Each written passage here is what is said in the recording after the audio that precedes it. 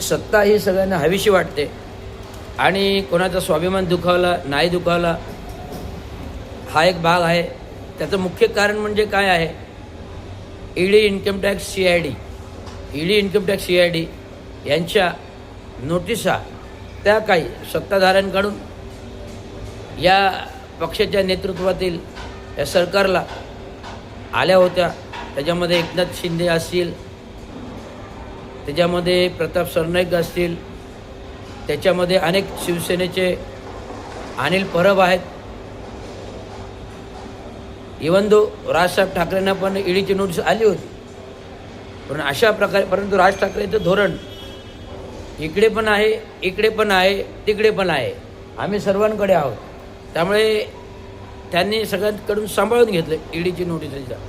परंतु उद्धव बाळासाहेब ठाकरे म्हणजे शिवसेनेकडचे जे लोक होते, एकनाथराव शिंदे मुख्य गट नेते, पालकमंत्री होते आणि विधान राज्यसभा निवडणुकीमध्ये जे काही मीटिंग्स झाल्या त्याच्यामध्ये एकनाथ शिंदेला कुठेतरी बाजूला करण्याचा प्रयत्न झाला आणि बाजूला करण्याच्या प्रयत्नामध्ये त्यांचा स्वाभिमान दुखावला आणि स्वाभिमान दुखावल्यामुळे त्यांना थेट गुवाहाटी गाठावं लागलं.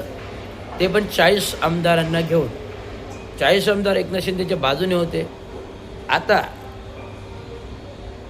गुवाहाटीला गेल्यानंतर पक्ष फुटला, परंतु संसद कायदा जो राजीव गांधीने पंतप्रधान असताना पारित केला होता, या संसद कायद्यामध्ये काय म्हटलं जातं की कुठलाही राजकीय पक्ष फुटू नये म्हणून पक्ष बंधनंतर कायदा आला.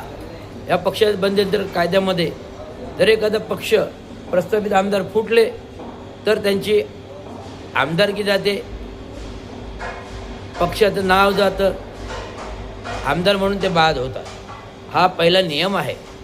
परंतु ह्या नियमाला बगल दिली आणि सत्ताधाऱ्यांच्या आशीर्वादाने हिंदुत्व बाळासाहेब ठाकरे पक्षाचा शिवसेना आणि एकनाथ शिंदेने शिवसेना तेच नाव कायम ठेवलं. बघा, एका घराचे 2 घरं होऊ शकतात, परंतु नाव तेच राहू शकत नाही. एका घराचे 2 घरं होऊ शकतात, एका घराचे 2 घरं होऊ शकतात.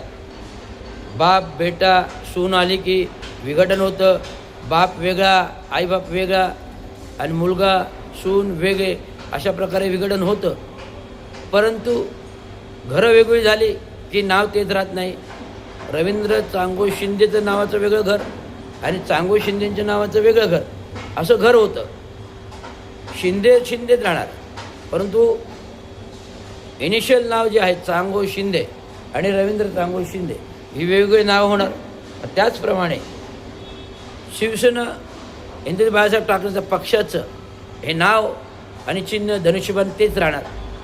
जो न्यायप्रविष्ट आहे आणि न्यायप्रविष्ट प्रकरणामध्ये जर असेल तर शिवसेना एकनाथजी शिंदेचं धनुष्यबाण आणि पक्षाचं नाव हे बाद ठरतं, पक्षच राहत नाही संविधानिक घटनेच्या तरतुदीनुसार.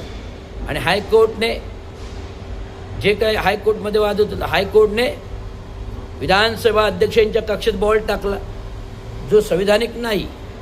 विधानसभा अध्यक्षांना या पक्षीय बळाबळीचा निर्णय घेण्याचा कुठलाही अधिकार नाही, तो हायकोर्टलाच आहे. पण हायकोर्टने यांच्या कोर्टमध्ये बॉल दिला विधानसभा अध्यक्षांनी आणि विधानसभा अध्यक्षाने घटनाबाह्य निर्णय दिला की एकनाथ शिंदेचाच पक्ष आहे, धनुष्यबाण एकनाथ शिंदेचं आहे, अशा प्रकारचा निर्णय दिला. तो निर्णय त्यांनी संख्याबळावर दिला. अरे पण संख्याबळावर कसे काय राहू शकतात? जर पक्ष फुटला, संविधानिक संसद कायद्यानुसार जर पक्ष फुटला तर ते आमदार बाद होतात ना, मग सांख्यिक बळाबळ नाही राहत. मग केस गेली सर्वोच्च न्यायालय. जर सर्वोच्च न्यायालयामध्ये केस आहे आणि डिस्प्युटेड आहे, बाधित आहे, या डिस्प्युटेड माध्यमामध्ये कोर्टाच्या मॅटरमध्ये कोणी हस्तक्षेप करू शकत नाही.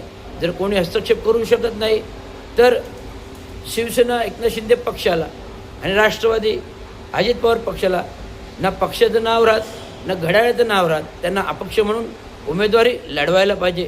तर ही जी काही निवडणूक लढली विधानसभाची आणि पक्ष फुटल्यानंतर विधानसभेची निवडणूक लढली, आणि ज्या काही नगर परिषदा आणि महानगरपालिकेच्या निवडणूक लढल्या त्याच्यामध्ये घटनाबाह्य पक्ष त्यांना उमेदवार धनुष्यबाणावर किंवा घड्याळ चिन्हावर उभे करता येत नाही. हा माझा कायद्याचा अभ्यास आहे, संविधानाचा अभ्यास आहे, संसदेचा अभ्यास आहे. त्यामुळे हे आलेले उमेदवारांचं चिन्ह हे बाद ठरतं आणि हे सगळे उमेदवार अपक्ष ठरतात. आता ते निवडून जरी आले असतील ते घटनाबाह्य ठरतात. त्यामुळे त्यांची नगरसेवक जे काही निवडून आले शिवसेना धनुष्यबाणावर आणि घड्याळ पक्ष राज्यध्वजाचा हे सर्व नगरसेवक पण बाद ठरतात. घटनेचा, न्यायालयाचा, संसदेचा, कायद्याचा नियम पाहता हे सर्व नगरसेवक पण बाद, नवीन निवडून आलेले नगरसेवक बाद ठरतात. हे माझं विश्लेषण आहे, हे माझा कायद्याचा अभ्यास आहे, हे माझा संविधानाचा अभ्यास आहे, संसदेचा अभ्यास आहे. एवढंच सांगतो. धन्यवाद. जय महाराष्ट्र.